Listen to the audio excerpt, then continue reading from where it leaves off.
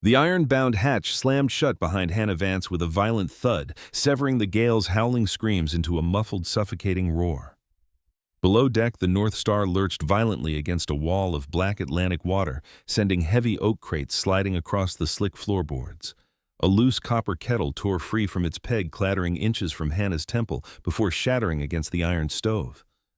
Splintered wood groaned under immense pressure, and the stench of scorched oil from a flickering lantern filled the cramped, humid air of the ship's galley. Stranded in the pitch-black hold as the floor pitched at a 45-degree angle, Hannah slammed her hands against the damp bulkhead, her heart hammering against her ribs.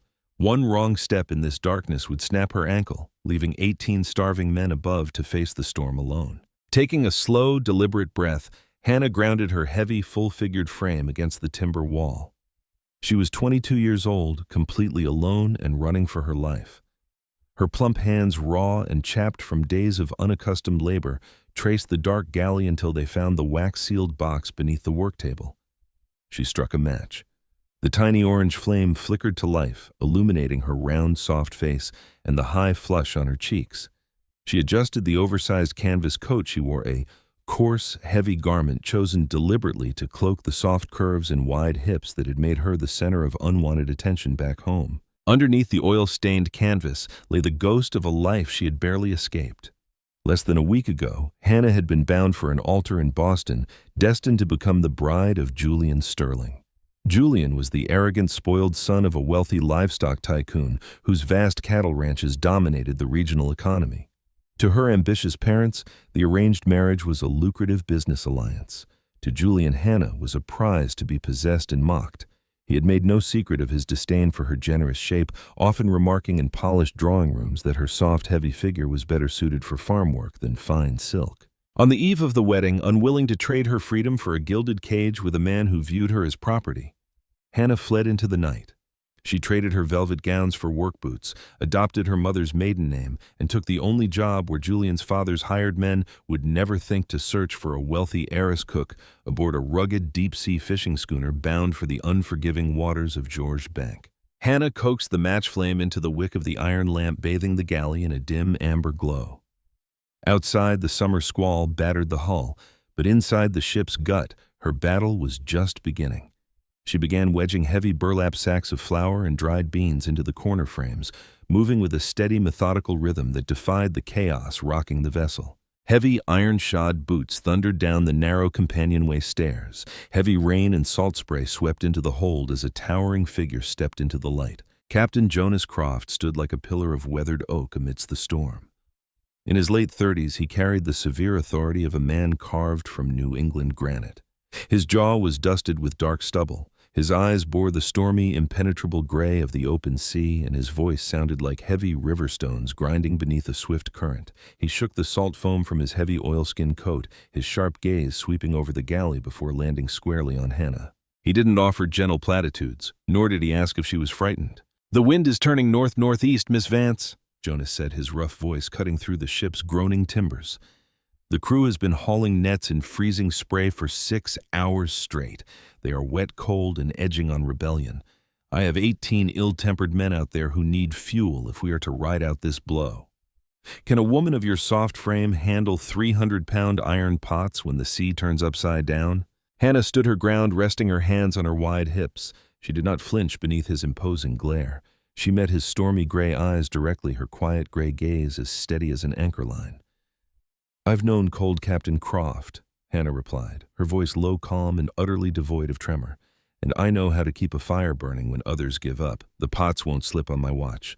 You bring your men down, the chowder will be hot." Jonas held her gaze for a long, silent moment. His eyes flicked subtly over her full-figured posture, assessing not the delicate aesthetic the gentleman in town prized, but the solid, unyielding strength beneath her soft features. A faint, almost imperceptible nod passed between them, a silent contract forged in salt and iron. "Supplies are in the aft locker," Jonas said, turning toward the stairs. "Don't burn the bread." As Jonas vanished back into the tempest above, the heavy wooden door to the crew's quarters swung open, and Hank Grizzly stepped inside. Hank was a veteran deckhand whose face was a map of old scars and sour bitterness. He wiped grease from his mouth with the back of his hand, eyeing Hannah's plump figure with open disdain.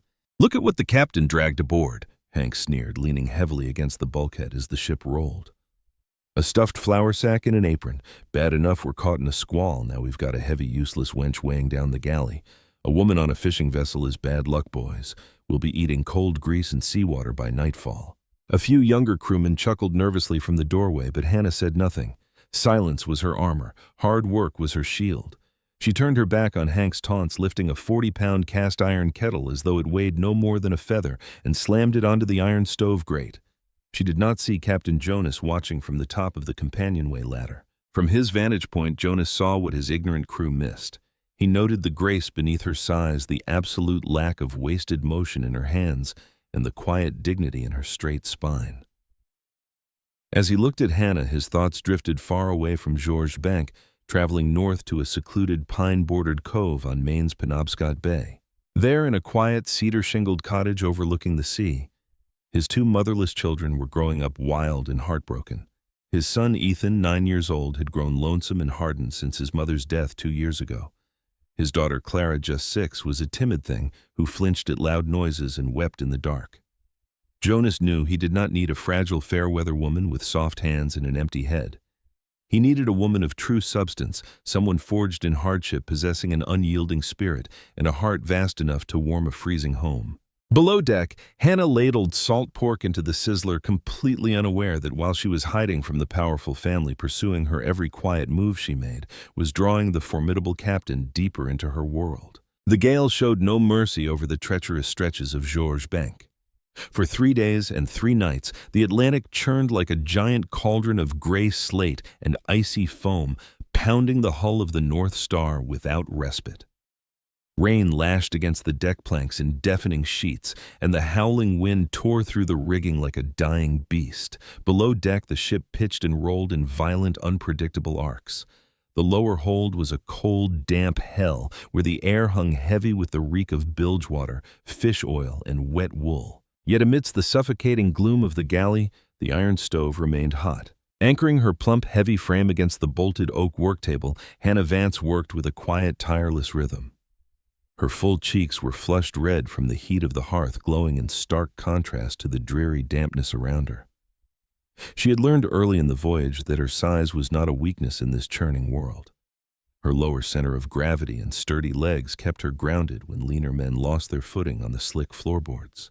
While the ship plunged into steep wave troughs, Hannah held a 40-pound cast-iron pot steady with one raw, calloused hand, her knuckles white with strain, while her other hand deftly stirred a thick, steaming stew of salt pork, hardtack, and dried potatoes.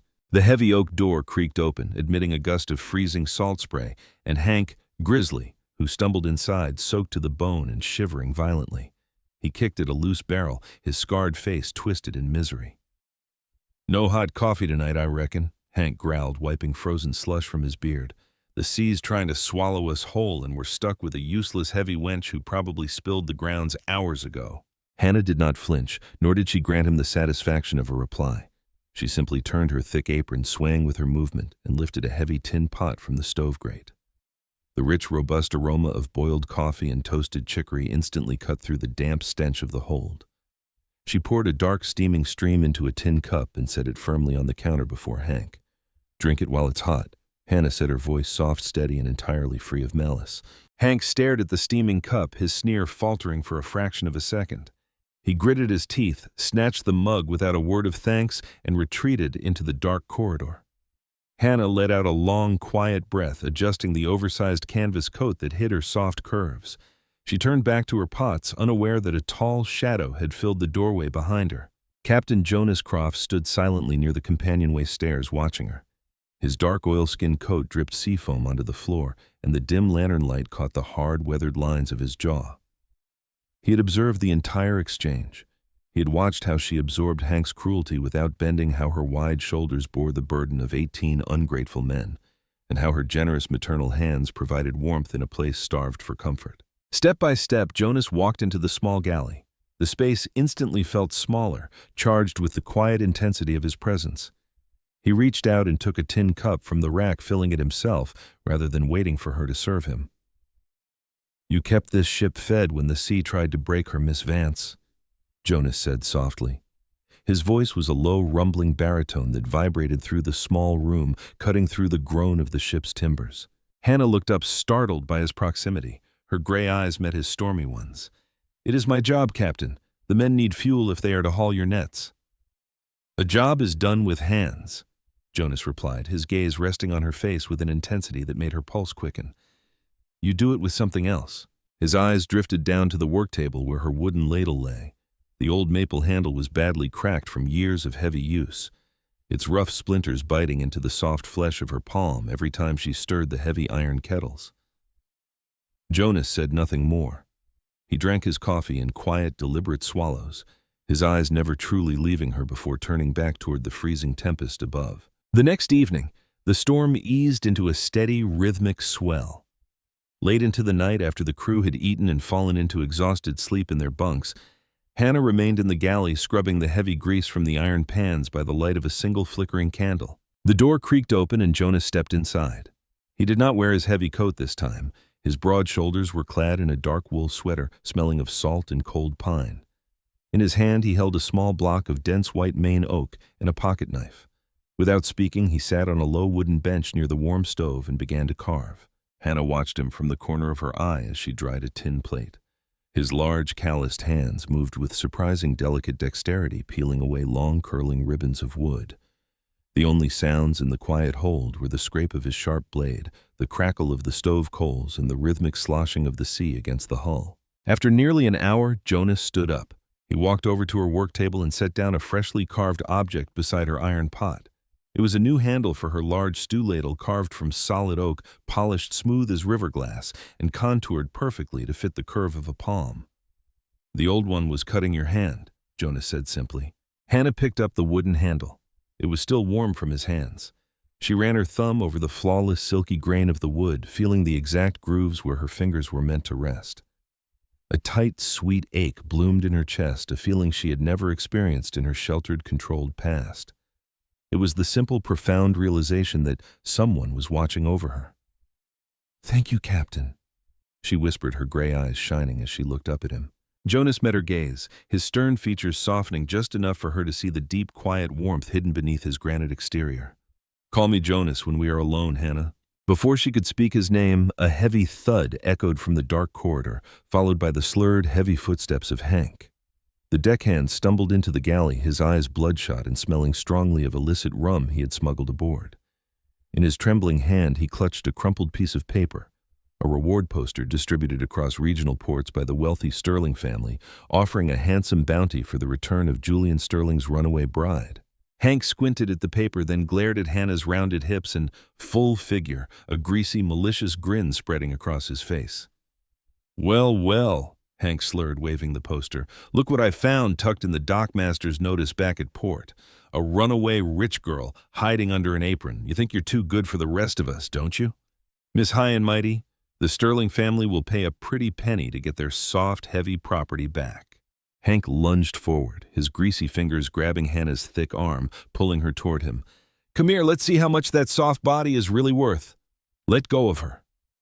The voice was not loud, but it struck the room like a crack of thunder. Before Hank could react, Jonas moved with terrifying speed. He seized Hank by the collar of his coat, tearing him away from Hannah and slamming his heavy back against the solid oak ribs of the ship. The sheer power in Jonas's frame shook the bulkhead. Jonas reached out and tore the crumpled reward poster from Hank's fist, crumpling it into a ball and shoving it into the glowing coals of the stove, where it instantly burst into ash. Jonas leaned in close, his face inches from Hank's pale, suddenly sober face. Jonas's eyes were cold, dark, and lethal. "You will never touch her again," Jonas said, his voice dropping to a deadly whisper that chilled the air more than the Atlantic wind. "You will not address her with disrespect. You will not speak a word of what you think you know to anyone on this ship or off it. She is under my personal protection. If you step out of line again, Hank, I will throw you overboard myself and let the icy deep teach you manners. Do you understand me?" Hank swallowed hard. Nodding frantically, his drunken courage entirely evaporated. "Yes, Captain. Yes, sir." "Get to your berth. You're on double watch at dawn." Hank scrambled out of the galley like a frightened rat disappearing into the shadows. Silence descended upon the galley once more. Jonas turned back to Hannah. His breathing was heavy, his broad chest rising and falling as he looked at her. He stepped closer, his large warm hand reaching out to hover inches above her arm where Hank had grabbed her, as if afraid to hurt her further. "Did he harm you, Hannah?" Jonas asked, his voice suddenly rich with a tender, raw concern that made her breath catch in her throat. "No." Hannah whispered, her heart hammering wildly against her ribs, not from fear of Hank but from the overwhelming power of the man standing before her. "I am unhurt." Jonas looked down at her soft, round face, his eyes tracing the line of her cheek, the gentle curve of her jaw, and the deep, resilient spirit glowing in her gray eyes. In that cramped, dimly lit galley amidst the stench of fish and wood smoke, he did not see a fugitive heiress or a woman defined by a forced contract. He saw a fortress. He saw a sanctuary. He saw the only woman alive who could bring light back to his darkened heart and peace to his motherless home in Menan. "He won't bother you again," Jonas said softly, his fingers lightly brushing the back of her hand, a subtle, lingering touch that burned like fire against her skin. "No one on this ship ever will." As Jonas turned and walked back up to the deck to take the night watch, Hannah leaned against the oak table, holding the carved wooden handle tightly against her chest. An undeniable truth settled deep within her soul. The desperate girl who had boarded the North Star to escape a forced marriage was no longer running alone. She was protected. She was seen, and as the ship navigated closer to the coast of Maine, a dangerous, beautiful hope began to take root in her heart. A heavy, oppressive heat hung over the coastal waters as the North Star neared the craggy inlets of Maine. The ocean was deceptively calm, a dark glass reflecting a sky heavy with bruised purple clouds. Below deck, the air in the galley was suffocating.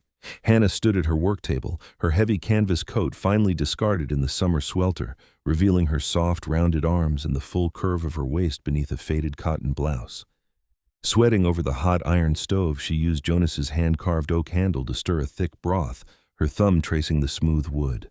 The quiet warmth that had grown between her and the captain over the past few weeks felt like a secret sanctuary, but as the voyage drew to its end, a cold dread began to claw at her chest. Bar Harbor was only a day away. Soon the crew would disperse and the shadow of the Sterling family's reach would loom large once more. Her worries were shattered by a sudden, deafening shudder that rattled the ship's timbers to their core. A sharp metallic bang echoed from the lower engine room, followed instantly by the sickening crunch of snapping iron. The vessel lurched violently to port, throwing Hannah off balance. Before she could regain her footing, the frantic shouts of men above were drowned out by a terrifying roar. Thick, acrid black smoke poured through the floorboard seams, bringing with it the unmistakable, terrifying stench of burning engine oil and scorching pine. "Fire! Fire in the hold!" a voice screamed from the deck above. Panic erupted. The crew scattered in chaos as black smoke billowed from the lower hatchways. The auxiliary engine, fueled by heavy oil barrels stored nearby, had blown a line. It was a ticking bomb in the gut of the wooden schooner. Hannah scrambled out of the blinding smoke of the galley, reaching the main deck just as a second explosion rocked the hull. Flame ignited the rigged canvas nearby, casting a violent orange glare across the panicked faces of the crew. Through the swirling smoke, Hannah saw a nightmare unfolding near the engine hatch. A heavy wooden boom, its iron rigging snapped by the blast, had fallen across the deck. Pinning Captain Jonas Croft beneath its crushing weight was a thick timber beam.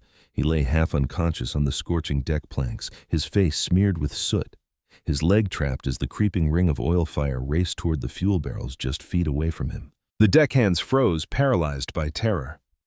"It's gonna blow! Get to the boats!" Hank shrieked, backing away from the inferno, abandoning his captain. "No!" Hannah's voice sliced through the chaos, raw and commanding. There was no time to hesitate. Hannah soaked a heavy wool blanket in a barrel of seawater, wrapping it around her shoulders. She charged directly into the blinding heat and choking black smoke, ignoring the searing pain as stray embers kissed her skin. Reaching Jonas, she dropped to her knees beside the fallen timber. The heat was suffocating, threatening to blister her skin, but Hannah planted her feet firmly on the slick, pitch-covered deck. Using her full sturdy weight, the heavy frame she had been taught to despise in fine drawing rooms, Hannah wedged her shoulders beneath the fallen boom. She braced her legs, gritted her teeth, and heaved with everything she possessed. Muscles strained, her breath hitched, and with a guttural cry of sheer willpower, she lifted the massive timber just enough. "Jonas, move!" she screamed. Groaning through the haze of pain, Jonas dragged his injured leg free. Hannah dropped the beam, wrapped her strong arms under Jonas's shoulders, and pulled him backward, away from the engine hatch, just as a surge of flame consumed the spot where he had lain. She dragged his massive, heavy frame across the burning deck toward the safety of the bow, beating back the embers on his trousers with her bare, blistered palms. Her heroic act galvanized the remaining crew, who rallied with seawater buckets to extinguish the blaze before it could reach the powder and fuel. By the next morning, the limping North Star finally moored at the bustling docks of Bar Harbor. The rain had cleared, leaving a crisp golden sunlight that illuminated the crowd gathered on the pier. Jonas stood near the ship's gangplank, leaning heavily on a wooden crutch, his shoulder bandaged beneath his coat. Beside him stood Hannah, her face smudged with soot, her hands wrapped in clean linen, her singed dress hanging around her curves. She held her small canvas sack of belongings, preparing to face her past or run anew. Suddenly, the crowd parted on the dock. Stepping forward, in polished riding boots and a tailored velvet coat, was Julian Sterling, accompanied by 3 burly ranch hands from his family's estate. Julian eyed the scorched ship with disdain before his gaze locked onto Hannah. A cruel, arrogant sneer twisted his handsome features. "Look at you, Hannah!" Julian barked, his voice echoing across the harbor for all to hear. "Fleeing an honorable marriage to live like a rat among filthy fishermen. You look like a oversized farm wench in that ruined rag. My father's contract still stands, girl. You are coming home to fulfill your duty."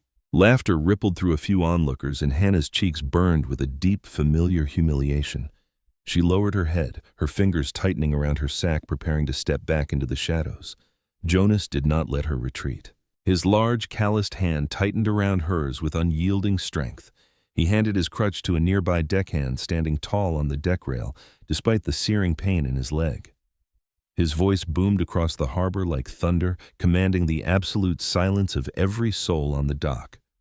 "Her name is Hannah Vance," Jonas roared, his gray eyes flashing with a fierce, terrifying intensity, "and you will speak her name with reverence." Jonas pulled Hannah gently to stand beside him at the center of the ship's deck. "You call her a farm wench," Jonas continued, his voice ringing with power. "I watched this woman keep 18 grown men alive through a 3-day nor'easter. I watched her feed a crew that offered her nothing but disrespect. And yesterday, when your money couldn't save anyone and men ran like cowardly dogs, I watched this woman lift an iron-bound boom with her bare hands. She dragged my life out of a burning inferno." Jonas glared down at Julian, his voice dropping to a lethal gravel. "She is not a contract, nor is she your family's property. She is forged from iron courage and a grace your wealth could never buy."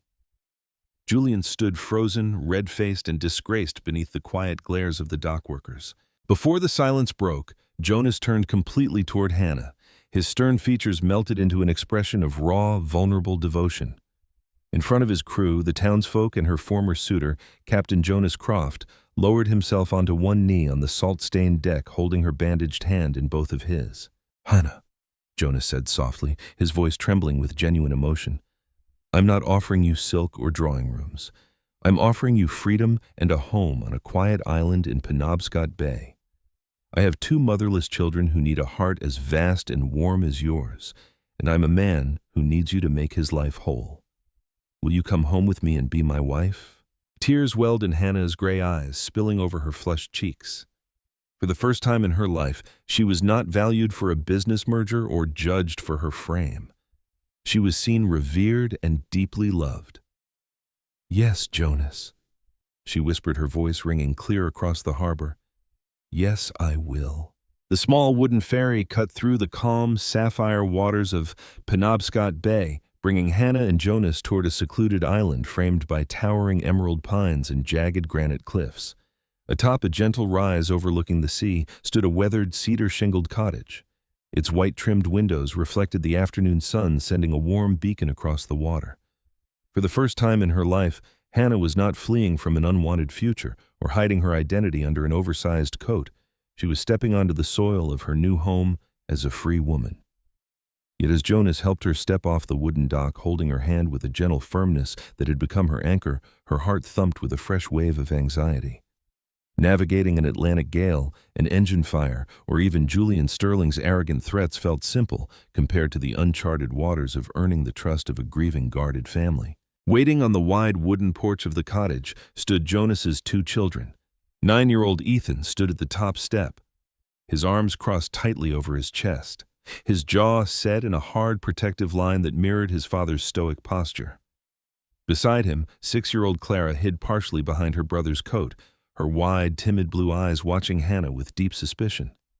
The shadow of their late mother Mary hung quietly in the cool sea air, a ghost of soft laughter and long-lost warmth that the children still fiercely guarded. "Ethan, Clara," Jonas said softly, his deep voice carrying across the yard as he set down Hannah's small canvas sack. "This is Hannah. She has come to live with us to help us build our home again." Ethan did not move. His dark brows furrowed and his young voice flared with sharp defiance. "We don't need a cook from a fishing boat." He spat, his eyes lingering on Hannah's full figure and simple faded dress. "We don't need anyone." Jonas's expression hardened, but before he could reprimand his son, Hannah gently placed a bandaged hand on Jonas's arm, silently asking him to wait. She stepped forward, kneeling onto the pine needle-covered ground so that she was at eye level with the boy. She did not force a bright, false smile, nor did she demand his affection. "You're right, Ethan," Hannah said, her voice low, steady, and sweet as morning honey. "You don't need just anyone, and I'm not here to replace your mother. No one ever could. I'm just Hannah. I'm here because I care about your father and because I'd like to keep the hearth warm for you if you'll let me." Ethan stared at her, caught off guard by her quiet honesty and the soft, earnest light in her gray eyes. He didn't answer, but he didn't pull away either. He simply turned and retreated inside the house, dragging a silent Clara behind him. The first few weeks on the island were a test of quiet endurance. Hannah did not rush the children. She focused her energy on breathing life back into the cold, neglected cottage. Her full, sturdy frame moved tirelessly from dawn to dusk, scrubbing years of dust from the floorboards, mending torn woolen blankets and filling the hollow silence of the house with the comforting scents of baking cardamom bread, clam chowder, and roasted apples. While Clara slowly began to linger near the kitchen doorway, drawn by the delicious warmth, and Hannah's soft, rhythmic humming as she worked, Ethan remained a citadel of silent resistance. He tested her constantly, leaving dirty boots on clean rugs, ignoring her calls to supper, and watching her every move with guarded eyes.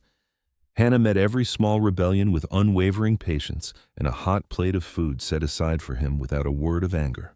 The true turning point arrived late in November when a sudden violent autumn blizzard slammed into Penobscot Bay. Howling winds drove freezing rain and snow against the glass, trapping the family inside. That night, Ethan fell dangerously ill. A racking, heavy cough seized his lungs, and by midnight, his small body was burning with a terrifying fever. He tossed frantically in his bed, crying out in his delirium for a mother who could no longer answer. Jonas stood in the doorway, his broad face pale with a helplessness he had not felt even in the face of the sea's worst storms. But Hannah did not hesitate. For 2 days and 2 nights, Hannah never left Ethan's bedside. She wrapped her heavy plush arms around the shivering boy, pulling his small body against her soft, warm chest to soothe his violent chills. She applied cold herbal compresses to his forehead, vetted broth between his cracked lips, and held his trembling hands through the darkest hours of the fever. When he wept in his sleep, she rocked him gently, singing old coastal lullabies in a low, soothing hum that silenced his night terrors. On the 3rd morning, as the storm outside finally subsided into a serene blanket of white, the fever broke. Ethan slowly opened his eyes, the cloud of delirium gone. He found Hannah sitting in the chair beside his bed, her eyes dark with exhaustion, her head resting on the edge of his mattress, her large, calloused hand still cradling his fingers. Ethan looked at her round, tired face, seeing for the first time not a stranger or a fugitive heiress, but an angel of mercy who had fought through the night to keep him safe. Weakly, the boy squeezed her hand. Hannah woke with a start, her gray eyes widening in relief as she saw his clear gaze. "I'm thirsty, Hannah," Ethan whispered, his voice raspy. A tender, radiant smile broke across Hannah's face. She poured him a glass of fresh water, cradling his head gently as he drank. As she set the glass down, small arms wrapped around her waist from behind. Little Clara had crept into the room, burying her face in Hannah's soft apron. In her tiny hand, Clara held out a smooth, iridescent piece of sea glass she had found on the shore months ago, her most prized possession. "For you," Clara mumbled shyly. Jonas stood in the doorway watching the scene unfold. Tears glistened in his stormy gray eyes as he saw his broken, grieving family finally healing, brought together by the boundless grace and steady strength of the woman he loved. A year later, the cedar-shingled cottage on Penobscot Bay was no longer a place of quiet grief, but a sanctuary overflowing with life and warmth. The winter snows had melted into a glorious sun-drenched summer evening. Hannah stood on the wide wooden porch watching the golden sunset paint the waters of the bay in brilliant hues of rose gold and violet.